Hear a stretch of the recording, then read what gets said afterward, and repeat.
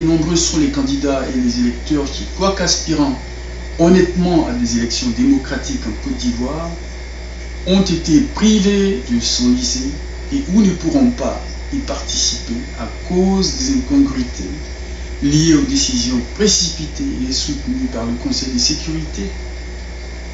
Et pourtant, le Conseil de sécurité sait très bien aussi que pour qu'il y ait élection démocratique dans un pays, les candidats et les électeurs doivent être libres de circuler sur l'ensemble du territoire pour rencontrer et s'adresser aux populations.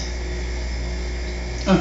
Le Conseil de sécurité sait très bien aussi qu'en démocratie, personne ne doit être contraint d'une manière ou d'une autre à prendre part ou à s'abstenir des élections.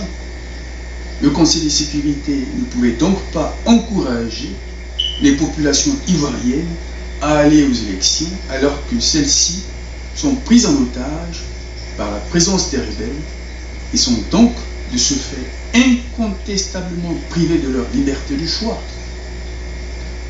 Par conséquent, le Conseil de sécurité est responsable de tous les gâchis qui ont été commis en Côte d'Ivoire depuis l'an 2002. Ces gâchis sont d'ordre social, économique et financier. Et j'en appelle au Conseil de sécurité pour en assumer les frais de réparation et les dédommagements. 2. En effet, une profonde analyse de la situation aurait révélé que les populations ivoiriennes souffrent de plusieurs maux et principalement du syndrome de Stockholm depuis le coup d'État manqué de l'an 2002. Ce diagnostic aurait permis à toutes les parties impliquées dans le processus de sortie de crise de s'accorder sous la houlette du Conseil de sécurité sur un véritable plan, une véritable politique sanitaire et d'hygiène mentale couplée d'un plan de normalisation de la vie sociale limité dans le temps et visant à décrisper la situation et à libérer ces populations de ce syndrome avant de lui demander de souscrire à l'idée de l'organisation des élections présidentielles. Les populations et les rebelles ont besoin de traitements médicaux avancés et il faut le leur offrir d'abord. Il est donc clair que les résolutions onusiennes antérieurement dispensées par le Conseil de sécurité concernant la crise ivoirienne sont désormais caduques et doivent être annulées dans leur entièreté. En effet, lorsqu'une résolution entraîne la mort des êtres humains, cette résolution est un œuf pourri ou un fruit pourri. Et de ce fruit, personne en Côte d'Ivoire n'en mangera désormais. J'invite donc le Conseil de sécurité à adhérer à l'idée de la mise en place d'une politique sanitaire et d'hygiène mentale de sortie de crise. La mise en exécution de cette politique sera soldée par l'installation en Côte d'Ivoire de plusieurs centres annexes liés à l'Institut national de recherche épidémiologique et d'hygiène mentale, l'INREM que je propose. L'INREM sera le cheval de proue du règlement des problèmes relatifs à l'intégration, à la réinsertion et à la normalisation de la vie sociale. En effet, les coups d'État sont des actes criminels d'agression terroriste et les victimes de tout acte criminel d'agression terroriste et leurs agresseurs doivent tous être traités comme cela se fait dans les pays de l'Ouest. Il ne peut pas y avoir deux poids, deux mesures. Il ne faut donc pas encourager la formation de coalitions avec des terroristes, car celle-ci favorise la tricherie, le désordre, l'indiscipline et pérennise les crises tout en semant la désolation. Il faut donc surseoir à l'idée de l'intégration de l'armée par les terroristes du groupe des forces nouvelles et des primes prévues pour les amener à désarmer. Car en le faisant, vous récompensez la barbarie, la violence et le terrorisme. Et vous faites le lit d'un cycle de violence en Côte d'Ivoire. En le faisant, vous annihilez la démocratie. Il est donc important que le Conseil de sécurité fasse tout afin que soit respecté et encouragé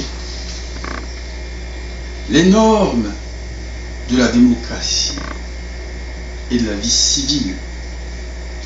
Cette dernière exige des populations de vivre en bonne intelligence. Il faut donc veiller et assurer l'hygiène mentale des populations. Voilà pourquoi je propose l'INREM comme première solution de sortie des crises. 3. Vu tout ce qui précède, il est indéniablement clair qu'il ne pourra jamais y avoir d'élection démocratique en Côte d'Ivoire aussi longtemps que les rebelles seront présents sur le territoire ivoirien. Partout en Europe, dans les pays où on organise des élections démocratiques, partout, nulle part on admet qu'on passe au vote alors qu'une partie de la population se trouve enclavée. On ne peut pas voter un maire, un député, encore moins un président, sur un territoire où la majorité, une grande partie de la population est prise en otage par les terroristes. Ça ne se fait pas, ça n'a pas de sens. La rébellion étant l'apanage du terrorisme, le bon sens et la sagesse obligent qu'on s'abstienne de former un gouvernement avec des rebelles, encore moins avec des terroristes qui ont fait leurs preuves. C'est élémentaire.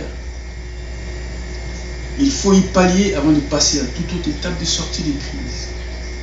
Il échoit donc au Conseil de sécurité d'œuvrer à la mise en place des dispositions idoines, pérennes et nécessaires pour la libération immédiate et effective des zones assiégées par les terroristes du groupe des forces nouvelles. Cette étape est primordiale et devra précéder le redémarrage honnête et réaliste du processus électoral conformément aux règles universelles de la démocratie. Il ne faut pas mettre la charrue avant les bœufs. 4. Les accords de Ouagadougou urgemment initiés par le président Gbagbo pour éteindre le feu ont, malgré tout leur mérite, atteint leurs limites dans un climat un peu plus apaisé. Cependant, la Côte d'Ivoire est pendant bien trop longtemps restée ingouvernable alors qu'elle mérite d'être gouvernée dans la légitimité, dans la dignité et en toute quiétude. C'est ce virage qui mènera véritablement à la fin de la crise, puis à la reconstruction du pays. Ce virage doit commencer maintenant avec le départ de M. Soro Guillaume et de l'ensemble des forces nouvelles, de la primature et de toutes les zones jadis assiégées. Ça ne sert à rien de les appeler ex alors qu'ils sont tous là avec les mêmes armes, dans la même dynamique. Ce départ est imminent et devrait s'achever paisiblement avant la fin du mois d'avril 2010, car nous devons aller en Coupe du Monde. Les enjeux sont beaucoup plus importants. Oui, la Côte d'Ivoire ne peut plus s'offrir le luxe de voir ses populations mourir de manière